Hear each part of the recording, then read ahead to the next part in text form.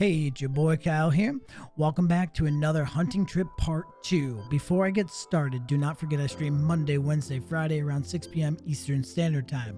This week I've been working on some videos and some other things, but next week we're back at it. This video took me about 11 hours of constant death, but I did find 22 hard drives. I should have just probably used the map, but I wanted to make the videos of how I found these hard drives, but I'm not pushing through 11 hours of footage to make a video of me jumping around and exploring it. No. So let's skip to the good stuff. I will be going over the best recipes I found and the ones you need to blast into mass production complexity and just amazing systems, and some bad recipes that I just wouldn't use. So without further ado, let's jump into the best recipes for Satisfactory. Turbo fuel. As I can tell, this is the only way to make turbo fuel. You need compacted coal recipe from hard drives as well. With a fuel generator specifically, regular fuel is used at 15 cubic meters per minute and turbo fuel uses 4.5 cubic meters per minute. That's a net savings of 10.5 cubic meters per minute. And lastly, it produces the same energy as fuel at 150 megawatt hours, but burns 9.3 seconds slower than fuel. In a future video, I'll be going over in great detail how to use this recipe and the ones below to produce complex but very efficient setups to produce plastic, rubber, and turbo fuel. Heavy oil residue. This recipe is a must in order to mass produce turbo fuel while using the next recipe, diluted packaged fuel. It is now possible to convert 300 crude oil into heavy oil residue to create a fuel directly, which greatly increases fuel output. I would pick this up as soon as possible. Diluted packaged fuel. Diluted packaged fuel is absolutely a beast of a recipe. You're able to double the fuel output by just adding water. With heavy oil residue, you're able to use 300 per minute crude oil, and then dilute it to produce 800 fuel per minute. If you were to produce 800 fuel traditionally, you would require 1,200 cubic meters of crude oil per minute. The only downside is the extra complexity of creating empty canisters and then diluting it with water and then unpackaging it again. If you don't mind the extra complexity, this mass production, this is the only way to do it as far as I'm concerned. Electrode circuit board. This recipe is difficult to use as it requires an oil setup to produce rubber, but saves on copper from the original recipe, but both require oil setups, plastic from vanilla recipe, and rubber from this recipe with petroleum coke. However, you can streamline this recipe with polymer resin and heavy oil residue to petroleum coke, but it does have the lowest productivity at 5 per minute, and the vanilla recipe is 7.5 per minute. I would avoid this recipe and the vanilla recipe as well, but let's draw our attention to the next recipe for circuit boards. Silicone circuit board. This is a gold mine for circuit boards. It produces 5 more per minute than the vanilla recipe. This requires copper and silica. It requires no oil. If you combine this with steam copper sheets, it's the best way to make circuit boards at 12.5 per minute. I would recommend picking this up right away. Polyester fabric. Polyester fabric is the only way to automate fabric. Instead of manually crafting it with resources from the environment, I'd certainly use this over manually crafting, so you might as well pick it up and use it. Rubber cable. Rubber cable is decent, but you need oil to produce this as an alternate recipe. The speed is unmatched at 70 per minute over the vanilla recipe and 32.5 per minute over coated cable recipe. But it's much more complex. I'd only recommend using this recipe if you're late in the game when oil production is a staple in your world. I will say, if you produce rubber via diluted fuel and recycling plastic, this setup isn't terrible. So this is a maybe. Coated cable. Coated cable does produce 37.5 more per minute, but 32.5 less the minute than the previous recipe. It requires 15 per minute less than the average of the other 2 recipes.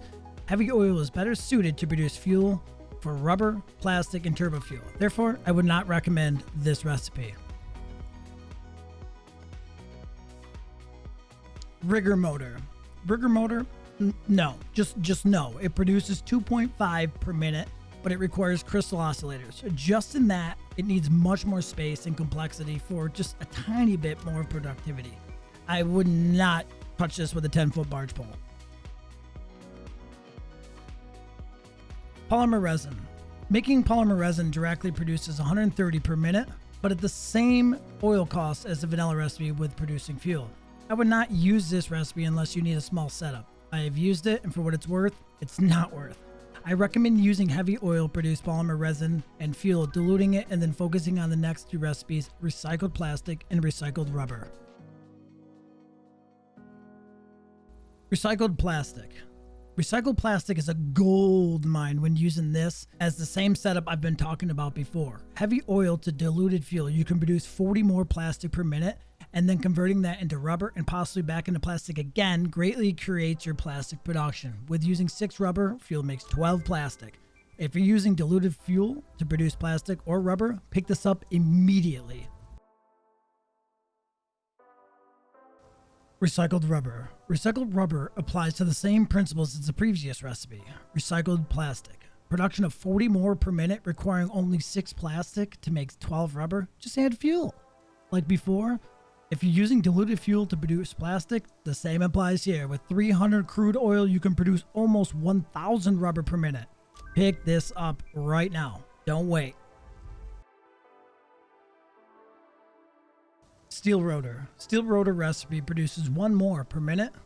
It does require a steel setup and copper. With the same type of materials, you can use copper to make copper sheets and iron to make steel beams for screws, or make casted screws directly from iron. The copper rotor offers 6.2 more productivity per minute. I would not recommend using this recipe. Use either the vanilla or the best recipe, copper rotor. Quick wire stator. Quick wire stator has the highest productivity at the positive 3 per minute. The vanilla recipe and this recipe require a steel setup. With the vanilla using wire and quick wire stator using quick wire, you can add up to 35 copper ingots and 5 deuterium ingots per minute to produce 60 quick wire per minute. Using fused quick wire recipe alongside this recipe gives you greater productivity with a savings of 7 deuterium ingots per minute at the cost of 25 copper ingots. I'd use this recipe over the vanilla recipe. Pure quartz crystal. Pure quartz crystal is a great recipe. It produces 30 more per minute with an additional 37.5 water per minute, similar to wet concrete. The net gain is proportional at 30 quarts for an additional 30 quartz crystal per minute. It does add complexity, however. Just add water though. That said, I would recommend using this recipe.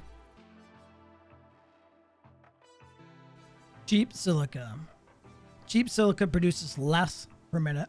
It requires limestone. It cuts quartz in almost in half at the cost of 11.25 per minute.